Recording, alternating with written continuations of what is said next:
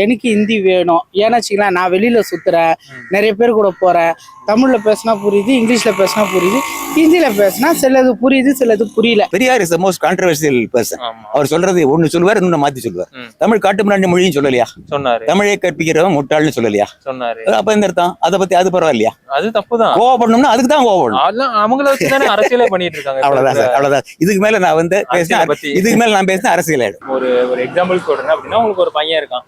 அந்த பையன் வந்து ஒரு நல்ல வேலைக்கு போகணும் அப்படின்னா ஹிந்தி தெரிஞ்சிருக்கணும் அப்படின்னு சொல்றாங்க. ஆமா, அந்த வேலைக்கு போகணும் அப்படின்னா ஹிந்தி தெரிஞ்சிருக்கணும்னு சொல்லும் போது அந்த நிலையில உங்களோட பையனுக்கு உங்க பையனே உங்ககிட்ட ஒரு கேள்வி கேட்கலாம். இது மாதிரி ஏன் என்னை வந்து ஹிந்தி சொல்லி கொடுக்காம வளர்த்தீங்க அப்படின்னு கேள்வி கேட்டா என்ன பண்ணுவீங்க? அப்படின்னா நீ பள்ளிக்கூடமே போக வேணாம்டா, கூடமே போக வேணாம். நீ வந்து நான் என்ன வேலை செய்யணும் அந்த வேலையை அதான் கூலி வேலையை செஞ்சு படிச்சுக்கலாம்.